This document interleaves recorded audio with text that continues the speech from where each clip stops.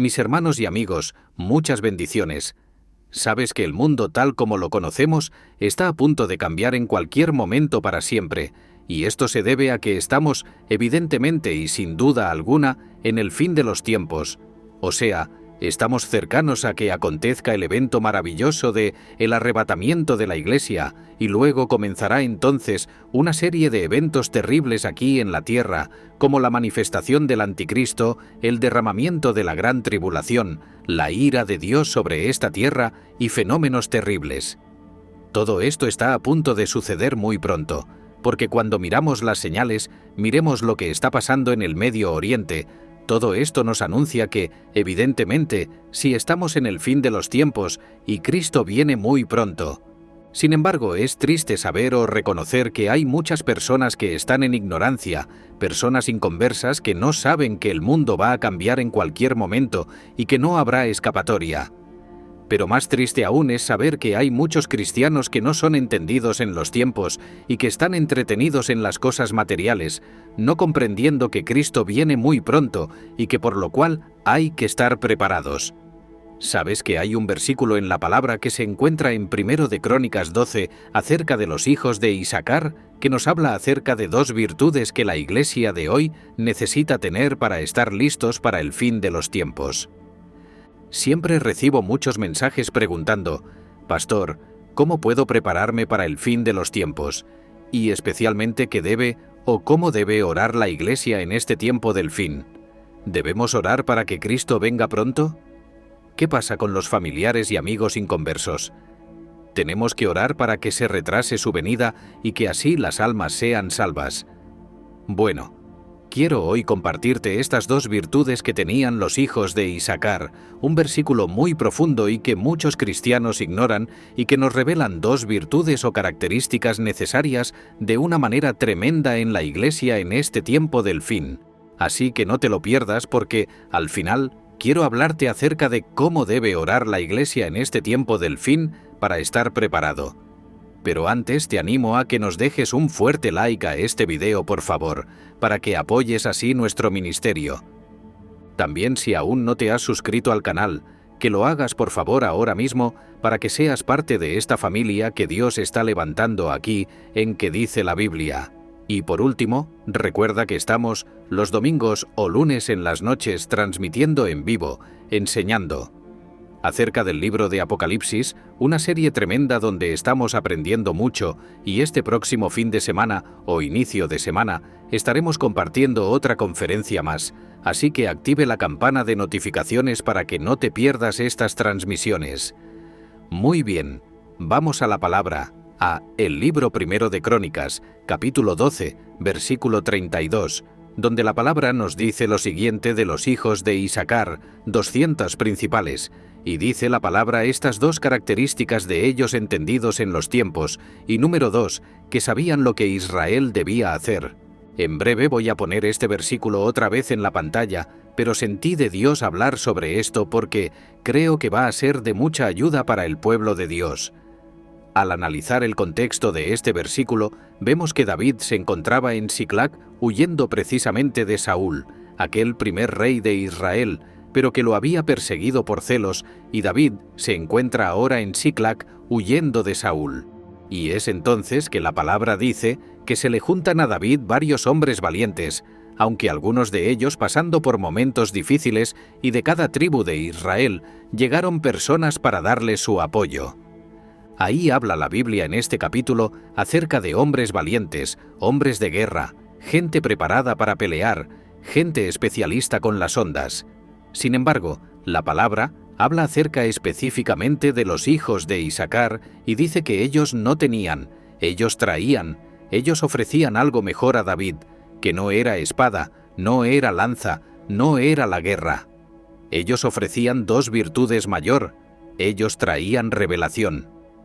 Hace falta siempre aquellos guerreros que peleen, pero hacen falta también de los hijos de Isaac, gente que tenga revelación de Dios como Daniel en su tiempo, para descifrar los enigmas, para dar sabiduría, para dar una palabra de sabiduría como lo hizo Daniel también, como lo hizo José y como fueron estos hijos de Isacar, Dice la palabra que ellos eran 200 principales, y la Biblia dice que ellos eran tan sabios que ellos tenían dos aspectos, dos virtudes que la Iglesia hoy necesita, y es que número 1, eran entendidos en los tiempos, y número 2, que sabían lo que Israel debía hacer. Voy a explicarles ahora qué significa que eran entendidos en los tiempos, pero luego quiero compartirles acerca de esto, que dice que sabían lo que Israel debía hacer. Y lo digo así enfáticamente porque mucho pueblo de Dios sabe en qué tiempo estamos viviendo, pero no sabe qué debe hacer, no sabe cómo debe orar. Quédese porque en unos breves minutos estaremos compartiendo una enseñanza con respecto a esto. Primeramente, ellos, dice la Biblia, que eran entendidos en los tiempos, y esto habla acerca de tener revelación de en qué momento de la historia estamos hablando proféticamente, obviamente aplicando la historia de los hijos de Isacar y lo de David a la iglesia de hoy en día. ¿Qué significa esto para la iglesia? En primer lugar, ser entendido que los tiempos nos habla en el Nuevo Testamento acerca de estar velando para saber en qué tiempo estamos viviendo actualmente. Sabes que Dios trabaja a través de periodos, etapas, como lo vemos reflejado en la Biblia, aunque muchos no lo quieran creer. Dios ha trabajado con la humanidad a través de distintas etapas, y la profecía del fin están enmarcadas en un tiempo que pertenece al Kairos de Dios, un tiempo cuando las profecías escatológicas van a cumplirse. Y la Iglesia necesita ser entendida en los tiempos para saber en qué momento profético estamos viviendo. Esto viene de la mano con lo que Jesús dijo una vez: mirad, velad y orad y mirar. Habla de mirar las señales. ¿Cuáles señales? Tan solo basta, como dije al principio, mirar hacia el Medio Oriente para saber el gran conflicto que hay allí y cómo aquello está como una caldera a punto de estallar. Todo esto apresurando el tiempo para que Cristo regrese muy pronto. Y la Iglesia necesita ser, mi estimado hermano, entendida en los tiempos para saber en qué momento estamos viviendo.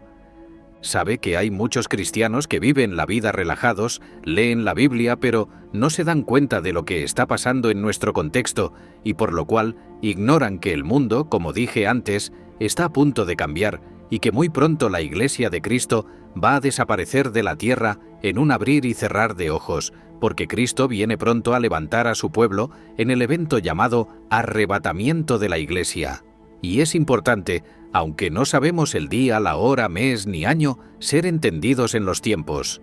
Hay un video por ahí en las redes recorriendo que dice que Jesús viene en el que el arrebatamiento va a ser este septiembre del año 2024 y hasta le pusieron día, creo que dijeron 18 de septiembre. Hice un video respondiendo a ese video, porque la gran verdad es que la Iglesia no conocemos el día, la hora, el mes ni el año, pero sí tenemos permiso de Dios para saber al menos en qué etapa profética estamos viviendo. Y por esto Jesús una vez le recriminó a los fariseos que sabían las Escrituras, pero eran ciegos en cuanto a las profecías del fin. Y el Señor les dijo: ustedes son hipócritas porque saben distinguir el aspecto del cielo para saber si lloverá hoy o no, pero las señales de los tiempos no podéis descifrar. Y esto es así porque Jesús había venido en su primera venida y ellos no lo habían conocido por ser ciegos espiritualmente.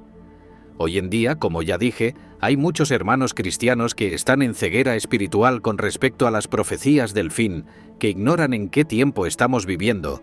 Pero yo oro a Dios que Él levante una generación, un pueblo, una iglesia, que como los hijos de Isacar seamos entendidos en los tiempos para reconocer que Cristo viene muy pronto y que no es momento de jugar, es momento de prepararse, reconocer que Cristo está a las puertas. Si lo que es conmigo, escribe un fuerte amén en los comentarios y escribe ahí: yo creo también que Cristo viene muy pronto. Ahora bien, una segunda virtud que ellos tenían, los hijos de Isacar, y que tampoco puede faltar en la iglesia de hoy en día, es esta característica de que dice la palabra, que ellos no solamente eran entendidos en los tiempos, sino que sabían lo que Israel debía hacer.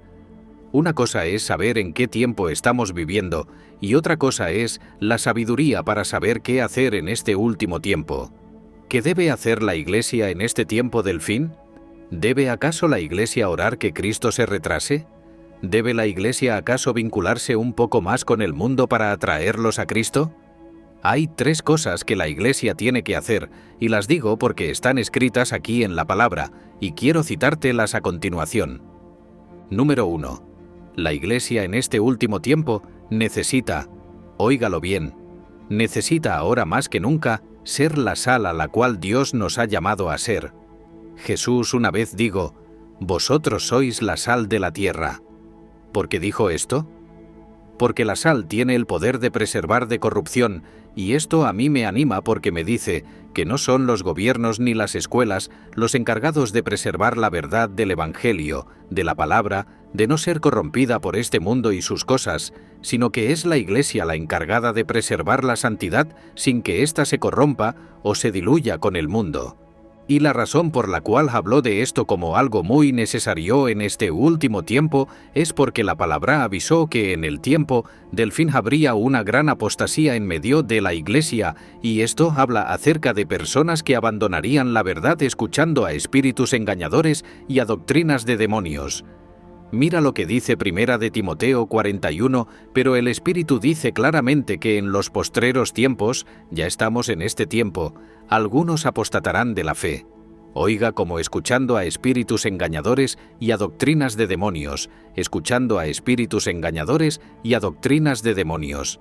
¡Qué terrible esto! Y esto va de la mano con un pasaje también que, rompiendo un poquitico, la homilética se encuentra en 2 a Tesalonicenses, capítulo 2 y versículo 3 de la palabra. Dice que primero, antes que venga Cristo, se va a manifestar el anticristo. El hijo de perdición habla aquí acerca de la segunda venida de Cristo, el cual se opone y se levanta contra todo lo que se llama Dios. Pero antes, dice que tampoco vendrá Cristo sin que antes venga la apostasía. Estamos viendo en este último tiempo muchos cristianos abandonando la fe.